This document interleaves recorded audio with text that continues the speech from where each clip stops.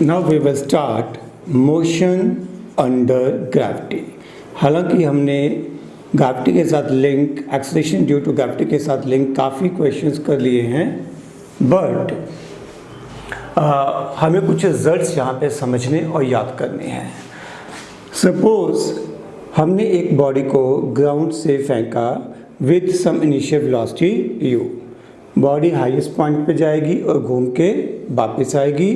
अगर हम नोट करें तो वापस आने तक, इस समय यहाँ से यहाँ तक वापस A से B पॉइंट तक वापस आने में कितना टाइम लगता है, हमें ये कैलकुलेट करना है। This time t is called time of flight. Time of flight वो टाइम जितनी देर लगी पार्टिकल को जिस पॉइंट से फेंका था उसी पॉइंट तक वापस आने में जितनी देर लगी, that is called time of flight, denoted by symbol capital T। हो गया बेटा। अब इस कैपिटल T की वैल्यू हमें कैलकुलेट करनी है। अगर मैं A से B तक मोशन को स्टडी करूं तो उस केस में डिस्प्लेसमेंट कितना होगा, 0, क्योंकि बॉडी की इनिशियल और फाइनल वेलोसिटी पोजीशंस सेम है।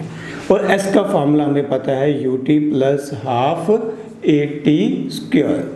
यहाँ पर टाइम मुझे ढूंढना है और टाइम का सिंबल मैंने रखा है capital T, time of flight. If I assume तक दैट की बॉडी ऊपर को फेंकी गई है, अपवर्ड डायरेक्शन को अगर मैं पॉजिटिव मान लूँ और डाउनवर्ड डायरेक्शन को अगर मैं नेगेटिव मान लूँ, तो इसका मतलब मेरे पास u की वैल्यू पॉजिटिव और एक्सेलरेशन ड्यू टू ग्रेविटी की वैल्यू नेगेटिव हो जाएगी। यहाँ पर अगर मैं कैलकुलेशन करूँगा तो आप देखना मेरे पास टाइम ऑफ फ्लाइट की वैल्यू आ जाएगी 2u/g। ये रिजल्ट आपको याद रखना है। वो टाइम जितनी देर में बॉडी A पॉइंट से B पॉइंट तक आ गई, यानी कि जितनी देर के लिए बॉडी हवा में रही, this is called time of flight. This is standard result. आप लोग पूरे +1 +2 में इसको याद रखोगे। अब कंसेप्चुअली बताओ कि इस बॉडी को हाईएस्ट पॉइंट तक जाने में कितना टाइम लगेगा। हाईएस्ट टाइम, हाईएस्ट पोजीशन तक, मैक्सिमम हाइट की बात कर रहे हैं, यानी कि that is at point C। C point पे क्या खासियत है? C पॉइंट पे पहली खासियत तो ये है कि बॉडी की वेलोसिटी पक्का से 0 होगी। हाईएस्ट पॉइंट आता ही तब है जब बॉडी की वेलोसिटी 0 हो जाती है, तभी बॉडी उसके बाद और ऊपर नहीं जा पाती बल्कि रुक के वापस आना शुरू कर देती है। तो फर्स्ट पॉइंट क्या है, एट पॉइंट C, यानी कि एट हाईएस्ट पोजीशन स्पीड या velocity of the body will be 0। Second point, यहाँ पर स्पीड 0 है, वेलोसिटी 0 है, बट यहाँ पर एक्सेलरेशन 0 नहीं है। ठीक है, यहाँ पर अभी भी एक्सेलरेशन लग रही है। धरती माँ को इस चीज़ से कोई लेना देना नहीं है कि बॉडी चल रही है, रुक रही है, ऊपर को जा रही है, नीचे को आ रही है, doesn't matter at all. Body के लिए तो धरती माँ के लिए तो हमेशा उतनी ही फोर्स एक्सर्ट की जाएगी। It will be g, acceleration due to gravity. A की वैल्यू हमारे पास g हो जाएगी। It will remain constant at highest point, will be acting in downward direction as it always acts. अब हमें डिस्कस करना है कि बॉडी को हाईएस्ट पॉइंट तक जाने में कितना टाइम लगेगा। ग्राउंड से हाईएस्ट पॉइंट तक जाने में कितना टाइम लगेगा। कंसेप्चुअली हम यहाँ पर सोच सकते हैं कि जितना टाइम ऊपर जाने को लगेगा उतना ही टाइम नीचे आने को लगेगा, यानी कि टाइम की वैल्यू, T की वैल्यू u/g हो जाएगी, इसका आधा हो जाएगी। एक तरीका तो ये है। दूसरा आप लोग कैलकुलेशन कर सकते हो for motion between A and C।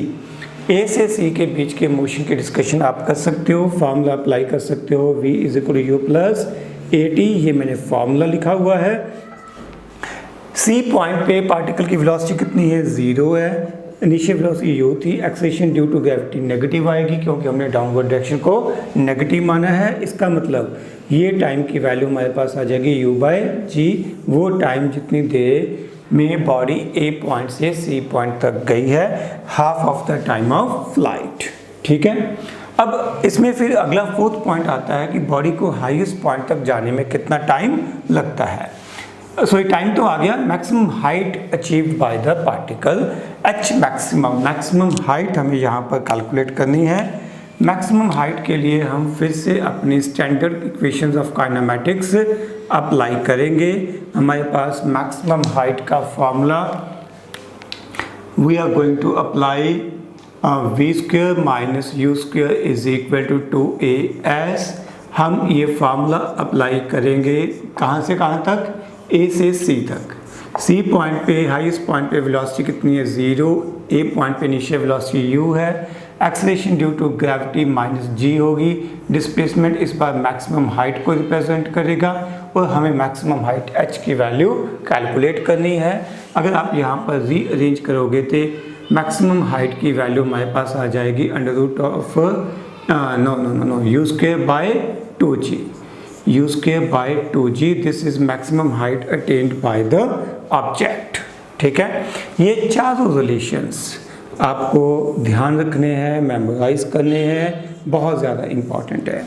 ठीक है, अब इस रिलेशन को उल्टा भी किया जा सकता है। उल्टा मतलब कि अगर एक बॉडी को हम ड्रॉप करें, हमने बॉडी को कुछ पॉइंट से छोड़ा है, ड्रॉप किया है, ठीक है, बॉडी ने h डिस्टेंस कवर किया, h डिस्टेंस कवर करने के बाद जब बॉडी ग्राउंड पर पहुंचेगी, टकराने से पहले, जस्ट बिफोर कोलिजन, टकराने से पहले इसकी स्पीड कितनी होगी।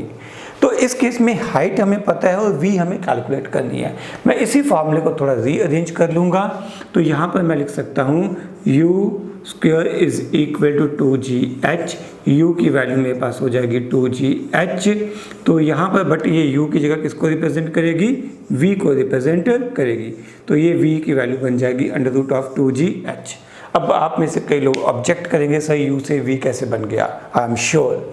चलो ये मैं समझा देता हूँ, बट आई विश कि आप इस कंसेप्ट को याद रख के बाकी फार्मूले खुद ब खुद ड्राइव करते चले जाओ। अब देखो ये हो कैसे रहा है, हम यहाँ से कुछ हाइट से बॉडी को नीचे ला रहे हैं, तो हमारे पास A से B पॉइंट तक बात हो रही है, तो मेरे पास फार्मूला बनेगा v square minus u square is equal to 2gh। तो v की वैल्यू मेरे पास बन जाएगी अंडर रूट ऑफ 2gh। अब साइन कन्वेंशन वगैरह आप लोग खुद सोचना, आपको समझ आ जाना चाहिए कि v की वैल्यू रूट ऑफ 2gh ही बनेगी। सिमिलरली इसी डिस्कशन को अगर हम कंटिन्यू करें तो एक पॉइंट और रहता है, वो है टाइम टेकन बाय बॉडी। तो टाइम की कैलकुलेशन अब हम करेंगे। ये हमने 4 रिलेशंस ड्राइव कर लिए थे, now we are going to discuss 5th relation, that is time. 5th point है t is equal to under root of 2h by g। ठीक है, ये रिलेशन हमें अब समझने की कोशिश करनी है। अगर एक बॉडी को h हाइट से ड्रॉप किया, ठीक है, यही सिचुएशन है, a से b h हाइट से हमने बॉडी को ड्रॉप किया, तो इस बॉडी को ड्रॉप किया है, ड्रॉप करने का मतलब है कि इसकी इनिशियल स्पीड की वैल्यू 0 होगी। तो जब ड्रॉप किया तो टाइम 0 मान लिया। क्वेश्चन ये है कि बी पॉइंट तक पहुंचते पहुंचते इसे कितना टाइम लगेगा। तो we are simply going to apply s is equal to ut plus half at square. s यानी कि हाइट हो जाएगी, इनिशियल वेलोसिटी 0 है, टाइम हमें ढूंढना है, एक्सेलरेशन ड्यू टू ग्रेविटी को मैं g ले लूँगा। यहाँ पर बेटा मैं डाउनवर्ड डायरेक्शन को पॉजिटिव मान रहा हूँ। एक्चुअली अगर आप इसको नेगेटिव मानोगे तो आपको g भी नेगेटिव पुट करना पड़ेगा, h भी नेगेटिव पुट करना पड़ेगा, आंसर पे कोई फर्क नहीं पड़ेगा। ठीक है, आप जैसे मर्जी कर सकते हो। तो h की वैल्यू आपके पास बन जाएगी हाफ gt स्क्वायर, यानी कि t की वैल्यू आपके पास बन जाएगी under root of 2h by g। Okay, तो ये एक और रिलेशन है। ये सारे रिलेशंस आपको मेमोराइज करने हैं, अपनी नोटबुक में आपको ज़रूर लिखने हैं। जो भी आपने शॉर्ट नोट्स फर्दर रेफरेंस के लिए बनाए हुए हैं उनमें ये नोट करके रखने हैं। टी की वैल्यू आपने लिखी है under root of 2h by जी।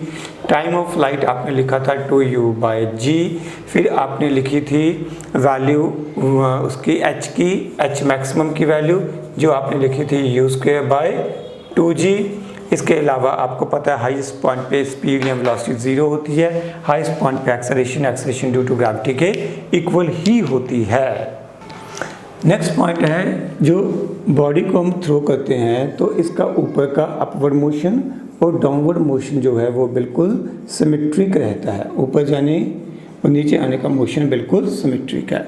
इसका मतलब क्या है कि एग्जाम्पल के तौर पे समझते हैं। मान लो कि एक बॉडी को फेंका तो इसे ऊपर जाने में 4 सेकेंड लगे। इसका मतलब इसे नीचे आने में भी 4 सेकेंड लगेंगे, यानी कि इसका जो टाइम ऑफ फ्लाइट है वो 8 सेकेंड हो जाएगा।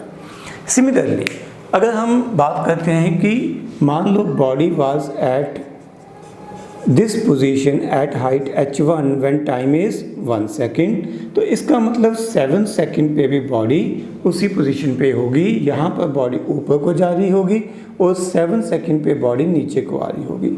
Same story can be repeated here कि बॉडी 2 सेकेंड पे अगर हाइट h2 पे थी तो बॉडी यहाँ पर नीचे आ रही होगी, तो वहाँ पर ये टाइम आपके पास होगा 6 सेकेंड। सिर्फ डायरेक्शन ऑफ मोशन चेंज हो जाएगी, अदरवाइज जो पोजीशन है यानी कि जो हाइट है वो एग्जैक्टली सेम आएंगी। ठीक है।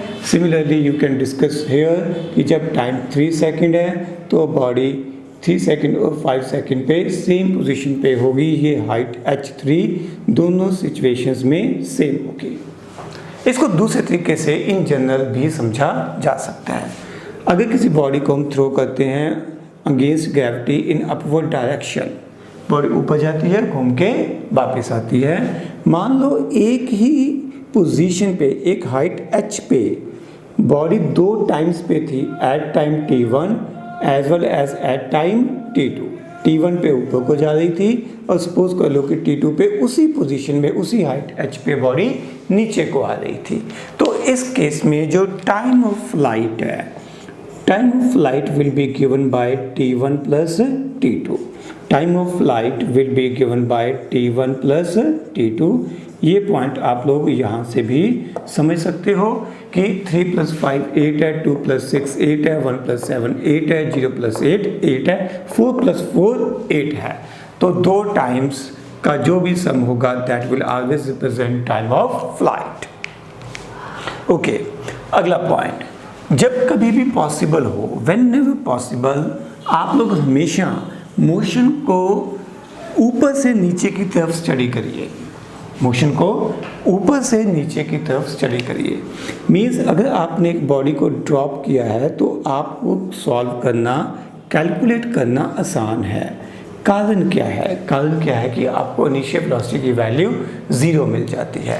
मैं एक एग्जांपल के थ्रू समझाता हूँ, आप ये लाइन को लिख लीजिएगा कि whenever possible try to understand, try to interpret motion of the object such that object is falling from some height in downward direction. नीचे को गिर रहा है, ठीक है, ऊपर से बॉडी नीचे जा रही है, बट हम फिर भी उसको ये समझने की कोशिश कर सकते हैं कि वो नीचे से ऊपर, सॉरी, बॉडी नीचे से ऊपर को जा रही है, बट हम ये समझेंगे कि वो ऊपर से नीचे आ रही है, क्योंकि ऊपर वाला मोशन, अपवर्ड मोशन और डाउनवर्ड मोशन बिल्कुल सिमेट्रिकल होते हैं, एक जैसे होते हैं। बट कैलकुलेशन में ऊपर से नीचे को बॉडी को गिराना, उसको समझना आसान होता है, क्योंकि बॉडी की इनिशियल वेलोसिटी 0 होती है। Getting my point? तो बॉडी की इनिशियल वेलोसिटी 0 है और टाइम है हमारे पास 0 सेकेंड। तो अब आपको अगर कैलकुलेट करना है कि 1 सेकेंड में बॉडी कितना नीचे गिरी, तो क्या आप ये कैलकुलेशन कर सकते हो? मैं ऐसा करता हूँ, I just assume that acceleration due to gravity is 10 metre per second square for our convenience. आप s का फॉर्मूला का लगा सकते हो, s = ut + ½ at²। s आपको ढूंढना है, u आपके पास 0 है, टाइम आपके पास 1 सेकेंड है, a की वैल्यू आप 10 पुट कर दोगे, टाइम की वैल्यू 1 पुट कर दोगे, आपके पास s की वैल्यू 5 मीटर आ जाएगी। तो आपको पता है कि बॉडी को 1 सेकेंड में नीचे को कितना गिरना है? 5 मीटर। 5 मीटर अगर आप g को 10 लेते हो और 4.9 मीटर अगर आप g को 10 लेते हो, ठीक है, 5 and 4.9 कुछ भी हो सकता है, बट जो पॉइंट हमें समझना है वो अब देखो ध्यान से। मैं कहता हूँ कि एक बॉडी को ऊपर को फेंका विद सम इनिशियल वेलोसिटी से 39.2 मीटर पर सेकेंड, ठीक है, इट इज़ गिवन। आपको क्वेश्चन में क्या गिवन है? A body is thrown upward with some initial velocity 39.2 metre per second, this is given to you. Question is find distance covered by the body in the last second of upward motion. Distance covered by the body in last second of upward motion. ऊपर वाले motion में आखिरी 1 second में body ने कितना distance cover किया, आपको ये कैलकुलेट करना है। ठीक है, अब इसको करने का एक तरीका क्या हो सकता है, पहले हम ये निकालें कि बॉडी को हाईएस्ट पॉइंट तक जाने में कितना टाइम लगेगा। मान लो कि वो वैल्यू मेरे पास आ जाती है 4 सेकेंड। ठीक है, फिर मैंने वो 4 सेकेंड निकाला, फिर मैं निकालूंगा कि पहले 3 सेकेंड में बॉडी कितना ऊपर गई, फिर मैं निकालूंगा 4 सेकेंड में बॉडी कितना ऊपर गई, फिर उन दोनों का डिफरेंस निकालूंगा, वो मेरे पास आएगा कि 4th सेकेंड में बॉडी कितना ऊपर गई। यही अप्रोच हो सकती है कि 4th सेकेंड में बॉडी कितना ऊपर गई। कम से कम कुछ ना कुछ करके मुझे एटलीस्ट ये तो निकालना ही पड़ेगा कि बॉडी को ऊपर जाने में कितना टाइम लगा। बट इस क्वेश्चन को मैं यहाँ से सीधा भी लिख सकता हूँ कि ये आखिरी 1 सेकेंड का डिस्टेंस कैसे होगा। ये देखो, बॉडी ऊपर गई और वापस आई, ये ऊपर जाने का 1 सेकेंड का डिस्टेंस था, तो वापस आने का डिस्टेंस भी तो सेम ही रहेगा। तो मैं मोशन को ऊपर से नीचे स्टडी करूँगा ताकि मुझे नीचे वेलोसिटी लेनी ना पड़े। तो मैं ऊपर से बॉडी को नीचे गिराऊंगा, नीचे वेलोसिटी 0 हो जाएगी। नीचे से ऊपर जाते हुए आखिरी 1 सेकेंड, बट ऊपर से नीचे आते हुए पहला 1 सेकेंड। तो यहाँ पे मैं पहले 1 सेकेंड के लिए कैलकुलेशन सीधी कर सकता हूँ। सो आई रिपीट कि whenever possible try to understand problem in terms of motion from upward position to downward position so that you can assume initial velocity as 0 and calculation may be bit easier. Okay, तो motion under gravity को ही continue करेंगे। यहाँ पर मैं एक अभी table, एक data draw करूँगा। अगर आप लोग उसको याद रख पाओ तो MCQs के लिए आपके क्वेश्चंस बहुत आसान हो जाएंगे। हो तो इसके बिना भी जाएंगे, बट अगर आप याद कर लोगे तो थोड़ा सा आपका टाइम बचेगा। मैं यहाँ पे एज्यूम करता हूँ कि एक बॉडी को ड्रॉप किया गया है। ड्रॉप करने का मतलब है कि initial velocity of the body is 0, initial velocity of the body is 0 and body is moving under acceleration due to gravity. ठीक है, एक्सेलरेशन ड्यू टू ग्रेविटी की वैल्यू आपकी इच्छा है, आप 10 मीटर पर सेकेंड स्क्वायर भी ले सकते हो, एंड इफ़ यू विश आप यहाँ पर चाहो तो जी की value 9.8 metre per second square ले सकते हो। इससे थोड़ा थोड़ा आपकी कैलकुलेशंस के ऊपर फ़र्क पड़ेगा। ठीक है, तो यहाँ पर मैं साइड में डायग्राम ड्रॉ करूँगा और इस तरफ आपको समझाने के लिए मैं कुछ कैलकुलेशंस करता रहूँगा। जब हमने बॉडी को ड्रॉप किया तो हमने उसकी इनिशियल स्पीड 0 ले ली, तब हमने एज्यूम कर लिया टाइम इज़ आल्सो 0 यानी कि 0 सेकेंड। तो अब हम लोग कैलकुलेट करेंगे कि 1 सेकंड बाद बॉडी की स्पीड कितनी है। तो ये कैलकुलेशन मैं यहाँ पे आपको समझाऊंगा। आप फार्मूला लगा सकते हो V = U + AT।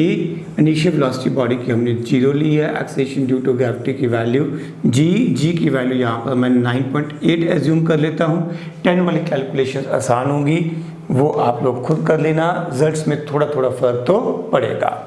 ओके, तो यहाँ पर हम T के लिए कैलकुलेशन कर सकते हैं। सिमिलरली आप S के लिए भी कैलकुलेशन कर सकते हो। S का फॉर्मूला क्या होता है, UT + ½ AT²।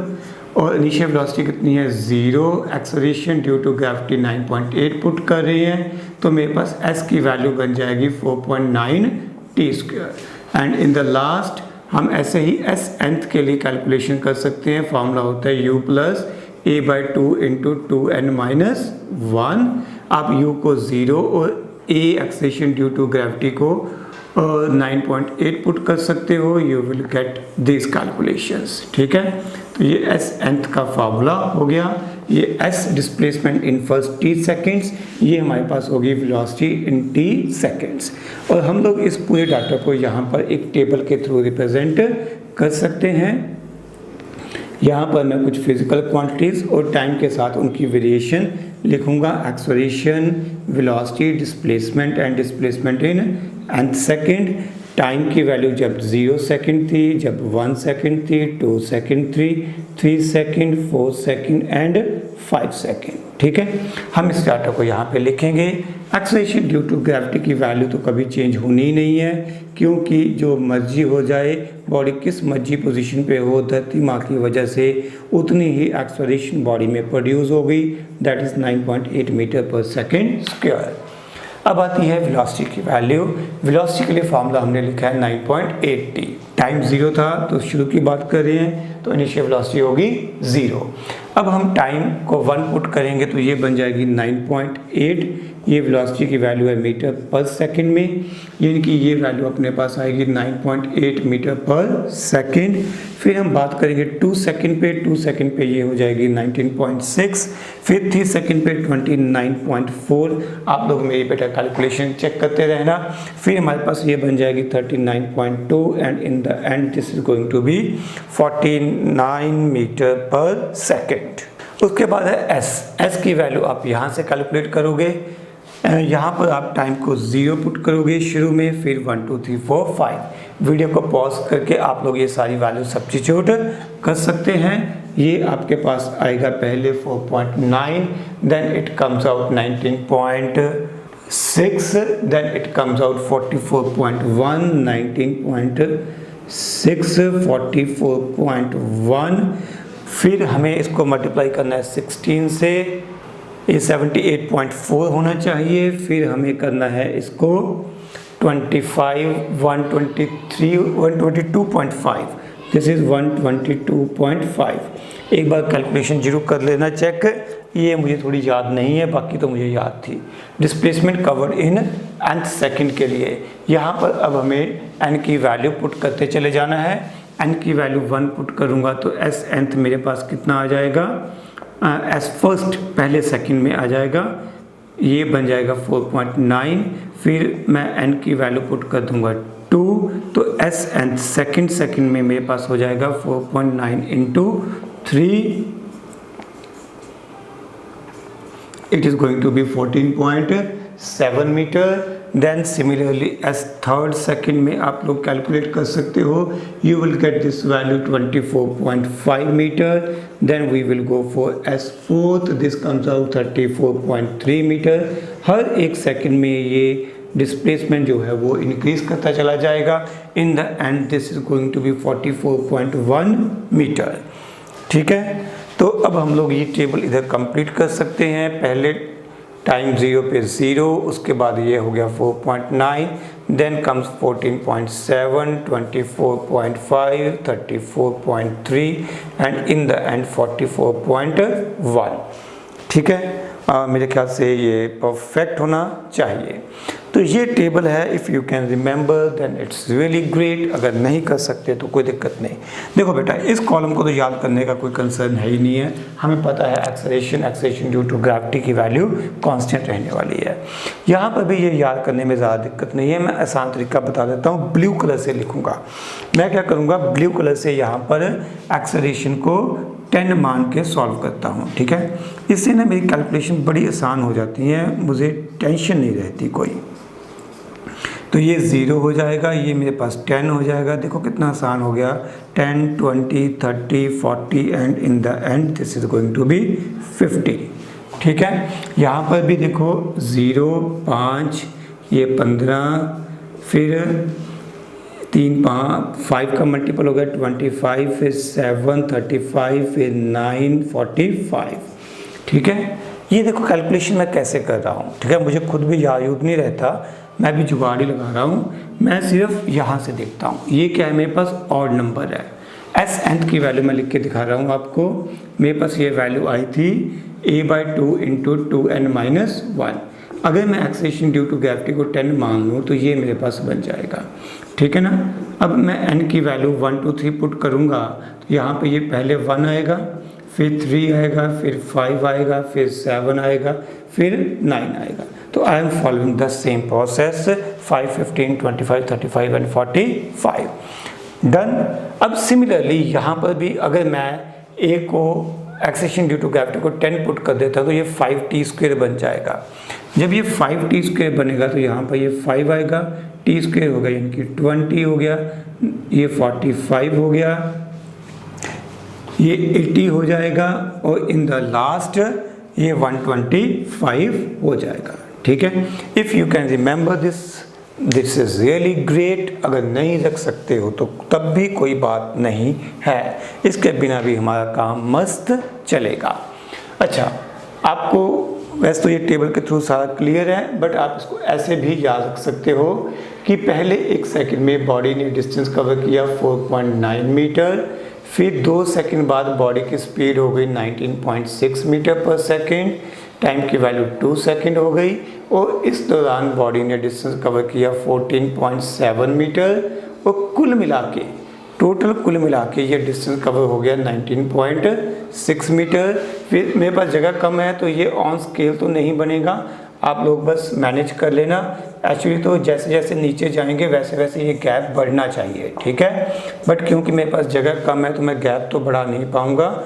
यहाँ पर मेरे पास ये 29.4 मीटर पर सेकंड आएगी, ये वैल्यू मेरे पास आएगी 39.2 metre per second, and in the last this is going to be 49 meter per second. Okay, अब इस तरह से आप ये सारे डिस्टेंसेस यहाँ पर लिख सकते हो जो हमने लिखे हैं इन nth सेकेंड। ये 14.7 हमने लिख दिया। Now you can write 24.5 metre, then we can go for 34.3 meter, then in the end we can write down 44.1 meter. ठीक है, ये हो जाएगा 44.1 meter up to here, then we can go for 78.4 meter here, and in the end 122.5 meter up to 5 second। अगर आपको अभी ये table याद नहीं हो रहा, कम से कम ये फिगर्स थोड़ी ऐसे हो जाएं कि आप फैमिलियर हो जाओ, कि अगर किसी क्वेश्चन में इनमें से कोई डाटा आता है, कोई वैल्यू आती है, तो आपको समझ आ जाए कि ये इस टेबल में से ही हमें किसी न किसी जुगाड़ से तरीके से इसको सॉल्व कर लेना है। ठीक है, अब इसके बाद हम लोग डिस्कस करेंगे ratio of velocity, time and displacement with time. ये जनरल रिजल्ट होगा, जरूरी नहीं ये result acceleration due to gravity applicable हो। जब भी एक्सेलरेशन कांस्टेंट है और बॉडी की इनिशियल वेलोसिटी 0 है तो हम इस रिजल्ट्स को अप्लाई कर पाएंगे। Means I assume that there is some body which starts with initial velocity 0 and with acceleration constant, acceleration a which is constant, means uniformly accelerated motion। अब मैं लिखूंगा v की वैल्यू, u को 0 put करके a into T हो गई, s की value half a² हो गई, एंड s nth की वैल्यू मेरे पास हो जाएगी a/2 इंटू 2n-1। मैंने अपने स्टैंडर्ड रिलेशंस में सिर्फ u की वैल्यू को 0 सब्स्टिट्यूट कर दिया है। ओके, अब हम देखते हैं कि वेलोसिटीज की वैल्यू कितनी आती हैं with time. 0 second, 1 second, 2 second, 3 second, 4 second and so on. Okay, velocity की वैल्यू 1 सेकेंड पे a, 2 सेकेंड पे 2a, 3a, 4a। ओ गड़बड़ हो गई, यहाँ से 0 से शुरू करना था, 2a and here it is 3a and 4a। यानी कि यहाँ पर जो वेलोसिटीज की रेशियो आ रही है बेटा, वेलोसिटीज की रेशियो देखो क्या आ रही है, 1:2:3:4। ठीक है, 0 को मैं मेंशन नहीं कर रहा, टाइम 0 पे मैं बात नहीं कर रहा। अब हम बात करते हैं डिस्प्लेसमेंट्स की, ये वाली टाइम को हम पुट करते हैं 1 2 3 4। 0 का कोई खास फ़ायदा होता नहीं है, यहाँ पे पुट करूँगा 1, फिर मैं पुट करूँगा 2, फिर मैं पुट करूँगा 3, फिर मैं पुट करूँगा 4 एंड सो ऑन। अगर मैं इनकी रेशियोज देखूँगा, if we look at this ratios, ये आएगा 1:4:9:16:25 एंड सो ऑन। यानी कि 1/2:2/3/4/5 एंड सो ऑन। ये है डिस्टेंस या डिस्प्लेसमेंट्स, क्योंकि मैं यहाँ पर मान के चल रहा हूँ कि डिस्टेंस और डिस्प्लेसमेंट में कोई फ़र्क नहीं पड़ने वाला। इनिशियल वेलोसिटी 0 है तो पार्टिकल की डायरेक्शन कभी भी चेंज होने वाली नहीं है। अगर मैं एस nth की बात करूँ, एस nth की वैल्यू मेरे पास क्या आएगी, सेम डाटा के लिए टाइम 0, n की वैल्यू 0 पुट करेंगे तो ये 0 हो गया, फिर n की वैल्यू 1 पुट करेंगे तो ये बन जाएगा a/2, फिर बन जाएगा 3a/2, ये बन जाएगा 5a/2, 7a/2 and so on. इस केस में अगर हम रेशियो लिखेंगे तो 1:3:5:7:9, यानी कि ऑड नंबर्स की रेशियो आ जाएगी। ऑड नंबर्स की रेशियो आएगी, यहाँ पर नेचुरल नंबर्स के स्क्वायर्स की रेशियो आएगी। This is squares of the natural numbers, ये रेशियो आ जाएगी। ठीक है, तो यहाँ पर तो ये सीधे ही हमारे पास नेचुरल नंबर्स की रेशियो आ जाएगी। ठीक है, तो वेलोसिटी रेशियो 1:2:3:4:5, डिस्प्लेसमेंट रेशियो या distance ratio 1:4:9:16:25, and displacement in nth second is ratio of odd numbers, and this is called Galileo's law of odd numbers. This is called Galileo's law of odd numbers. ठीक है, ये relations आपको बहुत ज़्यादा helpful होने वाले हैं। एक पॉइंट और ऐड करूंगा, हालांकि मैंने यहाँ पर टाइम 1:1:1:1 लेके एग्जांपल लिया है, बट अगर मान लो टाइम इंटरवल हर बार 2 सेकंड का होता, 5 सेकंड का होता, बट इंटरवल सेम होता, तब भी ये रेशियो सेम रहती। What does it mean? एक एग्जांपल लेके समझा देता हूँ। मान लीजिए मैं टाइम लेता हूँ इंटरवल पहले 0, फिर 10 सेकेंड, फिर 20 सेकेंड, फिर 30 सेकेंड, इस सेंस से इंटरवल्स लेता हूँ, तब v की वैल्यू कितनी आएगी? पहले केस में 0, ठीक है, फिर आएगी अपने पास 10a, फिर आएगी 20a, 30a and so on. तब भी जो रेशियोज हैं वो वही आएंगी 1:2:3:4। मेरी बात समझ रहे हो? The point I want to convey, आप लोग थोड़ा इसको खुद प्रैक्टिस करना। The point I want to convey is कि बेशक यहाँ पर टाइम्स की जो डिफरेंसेस है वो 1:1 लिए गए हैं। अगर आप यही डिफरेंसेस 2:2 लेते, 3:3 लेते, तब भी रिजल्ट सेम आता। ठीक है, बट डिफरेंस जो है इंटरवल्स है वो सेम होना चाहिए। Let me check it once. अगर मैं 2 सेकंड का इंटरवल लेता हूँ तो वेलोसिटी की वैल्यू टाइम 0 पे 0, टाइम 2 सेकंड पे ये 2a, टाइम 4 सेकंड पे 4a, टाइम 6 सेकंड पे ये 6a, टाइम 8a। अगर मैं रेशियो लिखूँगा 1:2:4:6:8 हो जाएगी, 1:2:3:4 हो जाएगी। तो ये रेशियो सेम आने वाली है। मीन्स टाइम डिफरेंस 1 सेकेंड होना जरूरी नहीं है। आप 2, 3, 4, 2.5, 2.5, 2.5, 2.5 कुछ भी ले सकते हो, but that value should remain constant. अब हम लोग एयर रेजिस्टेंस को कंसिडर करके किसी ऑब्जेक्ट के मोशन को स्टडी करेंगे, motion under gravity. We are assuming that there is some air resistance, कुछ अपोजिशन है जिसकी वजह से एक्सेलरेशन, एयर की वजह से जो एक्सेलरेशन है वो ए है। जो रेजिस्टेंस होगी ना, it always opposes motion, always opposes motion. मतलब क्या है कि अगर बॉडी ऊपर जा रही है तो ये ऊपर जाने को अपोज करेगी, अगर बॉडी नीचे आ रही है तो ये इसको नीचे आने के मोशन को अपोज करेगी। हम इसको ऐसे समझ सकते हैं कि मान लो हमने एक बॉडी को फेंका with some initial velocity u। जब ये बॉडी ऊपर जाएगी तो g acceleration due to gravity तो लगेगी ही लगेगी, साथ के साथ एयर रेजिस्टेंस की वजह से भी एक एक्सेलरेशन a लगेगी, क्योंकि net acceleration in the opposite direction will be g plus a, 1 due to acceleration due to gravity, second because of air resistance. अब मैं ये देखूंगा कि इस बॉडी को ऊपर जाने में टाइम कितना लगेगा।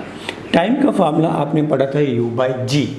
इस बार g की जगह क्या बन जाएगा, g प्लस a। ये टाइम ऑफ एसेंट हो गया, ऊपर जाने का टाइम हमारे पास ये आ गया। ठीक है, अब इस बॉडी को ऊपर हाईएस्ट पोजीशन तक जाने में कितना डिस्टेंस कवर करना होगा, h maximum, maximum height body को कितनी मिलेगी। मैक्सिमम हाइट का फार्मूला हम लोगों ने पढ़ा था, क्या था फार्मूला, u²/2g, u²/2g, g की जगह हमारे पास क्या आ जाएगा, g plus a। This is equation number 2। ये हमारे पास आ गया मोशन इन अपवर्ड डायरेक्शन। अब हम बात करेंगे मोशन इन डाउनवर्ड डायरेक्शन। जब बॉडी नीचे को आ रही होगी तो बॉडी ग्राउंड से कितनी हाइट पे है, बॉडी एच मैक्स हाइट पे है, जो कि हमने इक्वेशन नंबर 2 में कैलकुलेट कर ली है। इस समय बॉडी की इनिशियल स्पीड कितनी होगी, 0। बॉडी को नीचे को कौन खींच रहा है, बॉडी को नीचे को खींच रही है acceleration due to gravity, but air resistance इसके मोशन को अपोज करेगी और इस बार एयर रेजिस्टेंस ऊपर को लगेगी ताकि अपोज किया जा सके। बॉडी नीचे को जाने की कोशिश कर रही है, एयर रेजिस्टेंस इसके मोशन को अपोज करने के लिए अपवर्ड डायरेक्शन में लगेगी, यानी कि इस केस में इफेक्टिव जी की वैल्यू जी माइनस ए हो जाएगी। ठीक है, हमें देखना है कि बॉडी को नीचे आने में कितना टाइम लगा, टाइम ऑफ डिसेंट। ये टाइम का फार्मूला हमें कैलकुलेट करना है। नीचे आने के टाइम का फार्मूला आपने क्या लिखा था, √2h/g। इस बार g की जगह g की इफेक्टिव वैल्यू लिखेंगे विच इज़ g माइनस ए। हम लोगों ने h मैक्स की वैल्यू यहाँ से पहले ही कैलकुलेट कर रखी है। अगर यहाँ पर मैं h मैक्स लिखूँ, यहाँ पर सब्स्टिट्यूट करूँ, तो ये मेरे पास बनेगा 2u² / 2 × g + a/g - a square root. ये 2 और 2 कैंसिल आउट हो जाएंगे। नीचे आने का टाइम जो है हम लोग इस रिलेशन से लिख सकते हैं, this is your time of descent, नीचे आने का टाइम। हमारे पास जो क्वेश्चन आता है, क्वेश्चन में यही दो वैल्यूज पूछे जाते हैं, ऊपर आने का, ऊपर जाने का और नीचे आने का टाइम में क्या रिलेशन है। ठीक है, तो हम देखना चाहते हैं यहाँ पर किसकी वैल्यू कम या ज़्यादा होगी। मैं क्या करता हूँ, TA/TD इक्वेशन नंबर 1 और 3 को डिवाइड कर देता हूँ, u कैंसिल आउट हो जाएगा, ये मेरे पास g + a हो जाएगा और ये मेरे पास आ जाएगा √g² - a²। आप इसको ऐसे लिख सकते हो √g - a × √g + a, और यहाँ पर आप इसको लिख सकते हो √g + a × √g + a। ये दोनों टर्म्स कैंसिल आउट हो जाएंगी, तो यहाँ पर मेरे पास TA/TD की वैल्यू क्या बचेगी, √g - a/g + a। किसकी वैल्यू ज़्यादा होगी, ये वैल्यू g + a ज़्यादा होगी as compare to g - a। अगर g + a ज़्यादा है तो TD भी ज़्यादा होना चाहिए, यानी कि TD नीचे आने का टाइम ज़्यादा है एज़ कम्पेयर टू ऊपर जाने का time. TD is greater than TA। आपको ये दोनों रिजल्ट्स याद करने चाहिए फॉर MCQs। ठीक है, अगर आप बोर्ड की तैयारी कर रहे हो तो आपको ये रिजल्ट ड्राइव करने आने चाहिए, याद रखने की ज़रूरत नहीं है, बट MCQs के लिए आपको याद रखना चाहिए। ऊपर जाने का टाइम कम होगा, नीचे आने का टाइम ज़्यादा होगा। अगला पॉइंट जो हमें अपने डिस्कशन में ऐड करना है वो है average velocity in case of uniformly accelerated motion, for uniformly accelerated motion average velocity का फार्मूला क्या होता है, हम लोगों ने पढ़ रखा है, change in displacement covered upon time taken, यही होगा। अब डिस्प्लेसमेंट का फार्मूला हमारे पास क्या है, s और टाइम टेकन t हो गया। s का फार्मूला हमारे पास क्या था, ut + ½ at² upon time taken. यहाँ से t हमारे पास कैंसिल आउट हो जाएगा, u + a/2 × t बन जाएगा।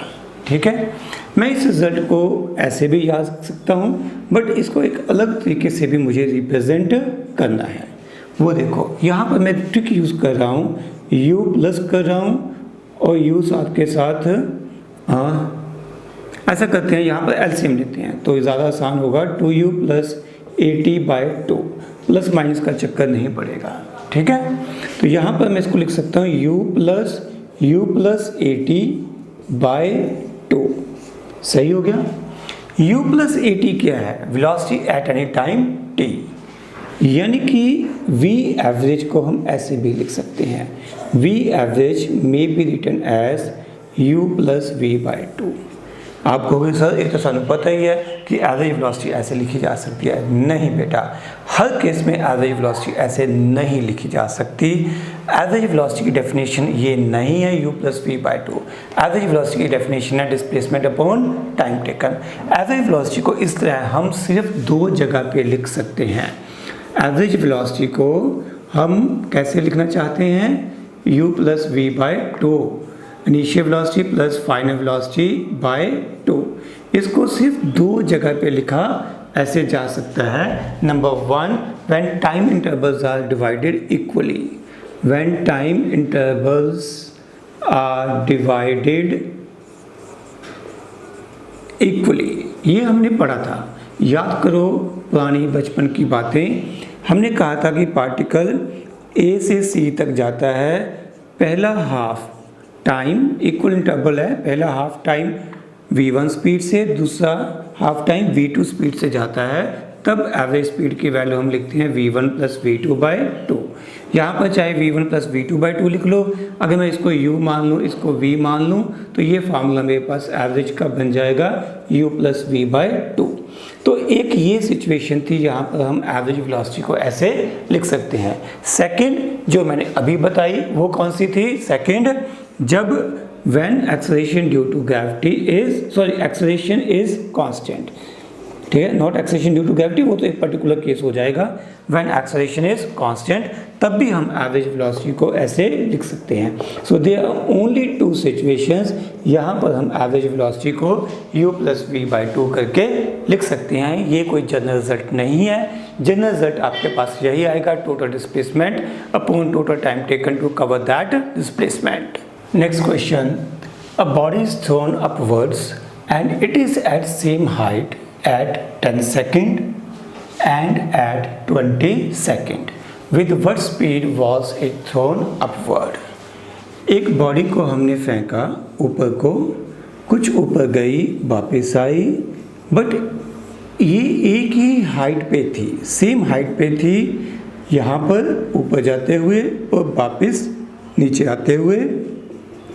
एक बार टाइम 10 सेकंड था और वापस आते हुए ये टाइम 20 सेकंड था। हम लोग अभी डिस्कस कर चुके हैं कि अगर सेम हाइट पे दो टाइम्स दिए हों तो टाइम ऑफ लाइट इन दोनों टाइम्स का सम होता है, यानी कि इस केस में टाइम ऑफ लाइट हम 10 प्लस 20 मीन्स 30 सेकंड लिख सकते हैं। अब हमसे पूछा गया है कि what is initial speed, velocity जिसके साथ बॉडी को फेंका गया था, स्पीड कह लो वेलोसिटी कह लो, इस केस में कोई लंबा चौड़ा फर्क नहीं है। तो हमारे पास t का फार्मूला, जो स्टैंडर्ड फार्मूला हमने अभी अभी पढ़ा है, वो क्या था? 2u बाई जी। तो यहाँ पर हम u की वैल्यू कैलकुलेट कर सकते हैं, gt बाई 2, g हम 10 लेके थोड़ा आसान कर लेंगे, टाइम 30 है, बाई 2 ये कट जाएगा 15, you will get this value as 150 meter per second. So this is your required answer, 150 meter per second. Next question, a body is dropped.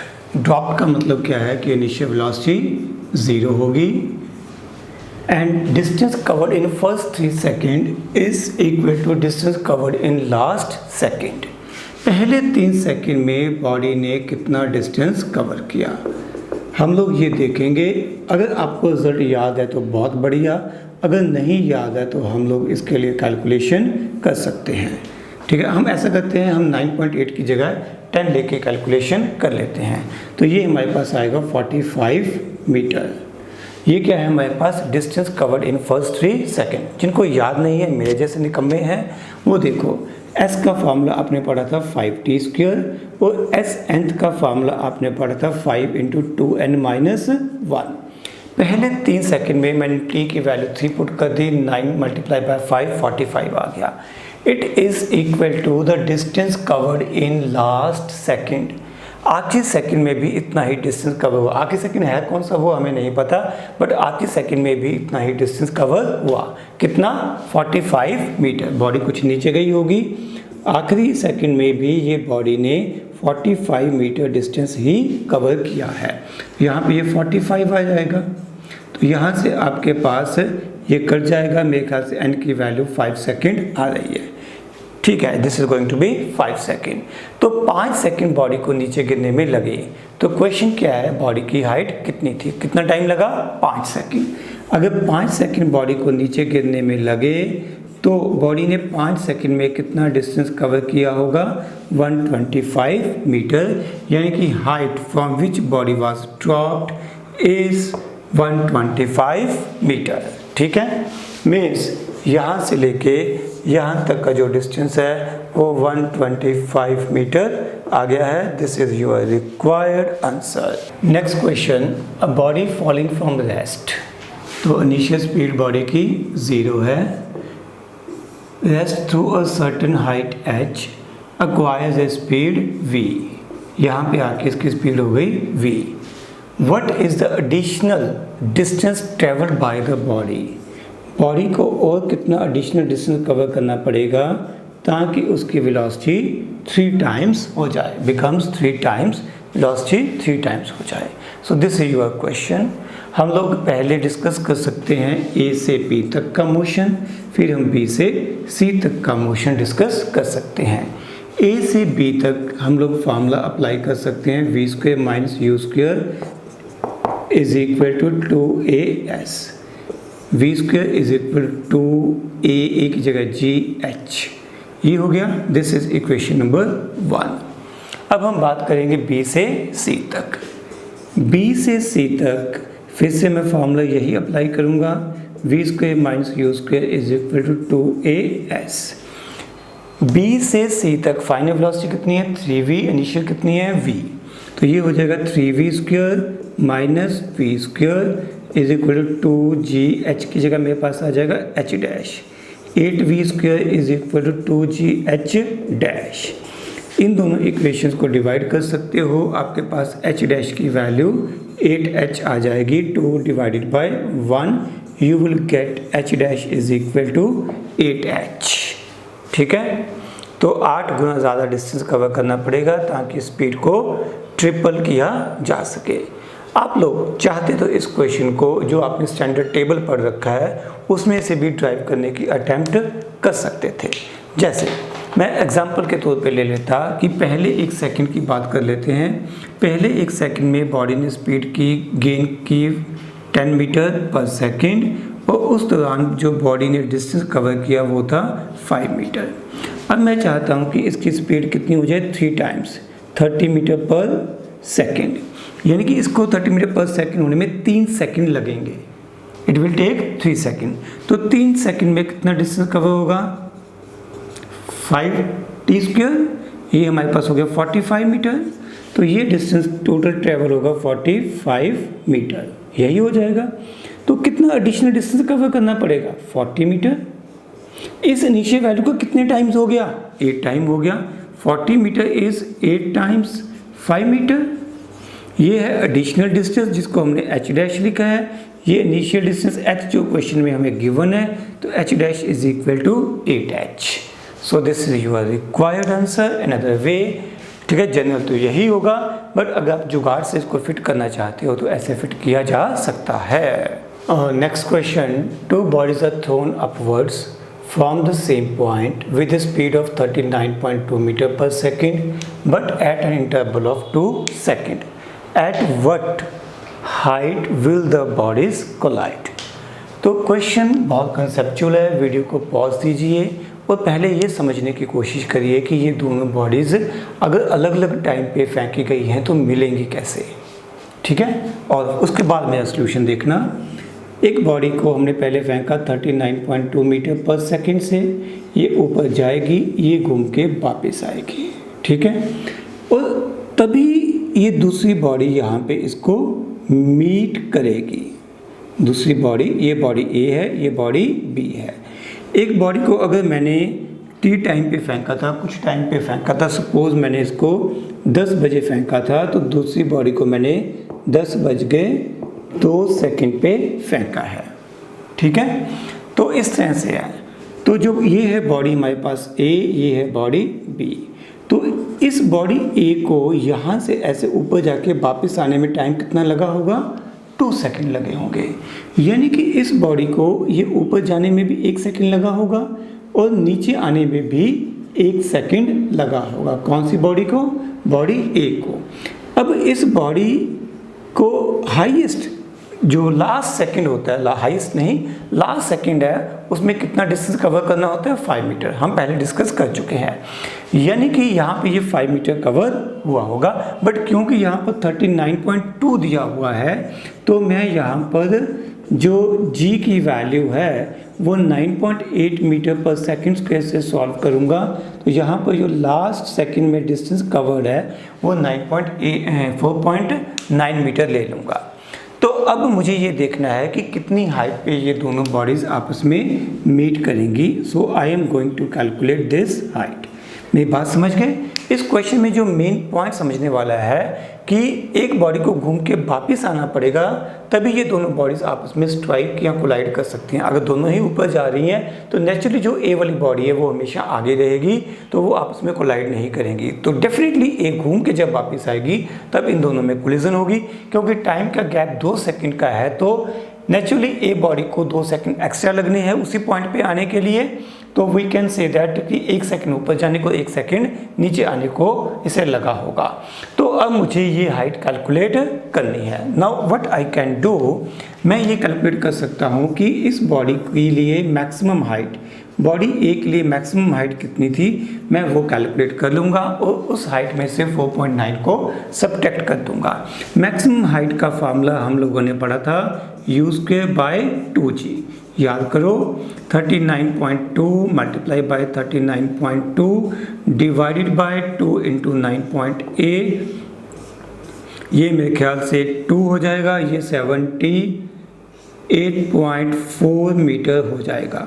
तो maximum height gain by the body is 78.4 meter. But जिस height पे वो मिलेंगे required height हमारे पास आएगी 78.4 minus 4.9, 73.5। Next question, a body projected vertically upwards from the top of a tower reaches the ground in t1 seconds. एक body को फेंका गया with some velocity u in upward direction, ये घूम के वापिस आई एंड बॉडी ने टाइम लिया t1 सेकेंड। ये सपोज करो बॉडी ए है, फिर हमने क्या किया, हमने एक और बॉडी ली। क्वेश्चन आप लोग खुद पढ़ लेने एक बार वीडियो को पॉज करके। उसी पॉइंट से एक बॉडी बी को फेंका नीचे को विद द सेम स्पीड, ठीक है। ये बॉडी को ग्राउंड पे आने में टाइम लगा t2। फिर हमने क्या किया, एक और बॉडी ली सी, उसी हाइट से बॉडी को ड्रॉप किया, बट इस बार ड्रॉप किया है, इसकी इनिशियल स्पीड 0 है, तो इस बॉडी को अब ग्राउंड पे पहुंचने में टाइम लगा t। तो 3 अलग अलग केसेस गिवन है, तीनों बार बॉडी को सेम हाइट h से फेंका जा रहा है, बट एक बार अपवर्ड डायरेक्शन में, एक बार डाउनवर्ड डायरेक्शन में और तीसरी बार ड्रॉप किया जा रहा है। तीनों बार टाइम्स की वैल्यू अलग अलग आ रही है, आपको इन तीनों टाइम्स को आपस में कोरिलेट करना है, ठीक है। जो MCQs कर रहे हैं बच्चे, कंपटीशन के लिए प्रिपेयर कर रहे हैं, वो इस रिजल्ट को एज ए स्टैंडर्ड रिजल्ट याद रखेंगे। बाकियों के लिए हम लोग डेरिवेशन भी करेंगे। डेरिवेशन सबको समझनी है। जिन लोगों को क्वेश्चन समझ में आ गया वो वीडियो पॉज करके पहले डेरिवेशन खुद करेंगे, ठीक है। तो बॉडी ए के लिए हम लिख सकते हैं, हमारे पास फॉर्मूला क्या है, S = ut + ½ at²। मैं अजम्पशन मान लेता हूँ कि downward direction is taken as positive and upward direction is taken as negative. A body के लिए डिस्प्लेसमेंट नीचे को है पॉजिटिव, बट इनिशियल वेलोसिटी ऊपर को है ut + ½ gt², ठीक है। तो अब मैं साइन कन्वेंशन इतनी बार अप्लाई कर चुका हूँ कि आपको खुद ब खुद समझ आना चाहिए। बॉडी बी के लिए भी डिस्प्लेसमेंट नीचे को है, इनिशियल वेलोसिटी भी नीचे को है, तो ये सारी टर्म्स यहाँ पर पॉजिटिव हो जाएंगी। बॉडी सी के लिए इनिशियल वेलोसिटी तो 0 ही है, तो बॉडी सी के लिए ये रिलेशन बन जाएगा। Equation number 1, 2 and 3। अब हमें इन तीनों इक्वेशंस को एक साथ सॉल्व करना है ताकि हम लोग t1 और t2 के बीच में रिलेशन फाइंड आउट कर सकें। ओके, तो हम लोग यहाँ पे क्या अटेम्प्ट करते हैं, हम इक्वेशन नंबर 1 को t2 से, इक्वेशन नंबर 2 को t1 से मल्टीप्लाई करते हैं। बेसिकली चक्कर क्या यहाँ पे पड़ रहा है, h और u दोनों को एलिमिनेट करना है। तो मैं पहले u को एलिमिनेट करना चाहता हूँ। u को एलिमिनेट करने के लिए मैंने इक्वेशन नंबर 1 को मल्टीप्लाई कर दिया t2 से, फिर उसमें ऐड कर the equation number 2 and equation number 2 को मल्टीप्लाई कर रखा है t1 से। जब मैं ऐसा करूँगा तो मेरे पास बनेगा h × t2 + h × t1, ये दोनों टर्म्स कट जाएंगी, इधर बचेगा ½ g t1² × t2 प्लस यहाँ पे बन जाएगा T2 स्क्वायर इंटू T1, ये बन जाना चाहिए।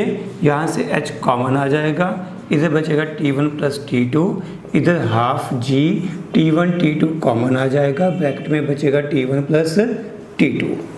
ठीक है, ये T1 प्लस T2 कट जाएंगे, h की वैल्यू हमारे पास बन जाएगी half G T1 into T2।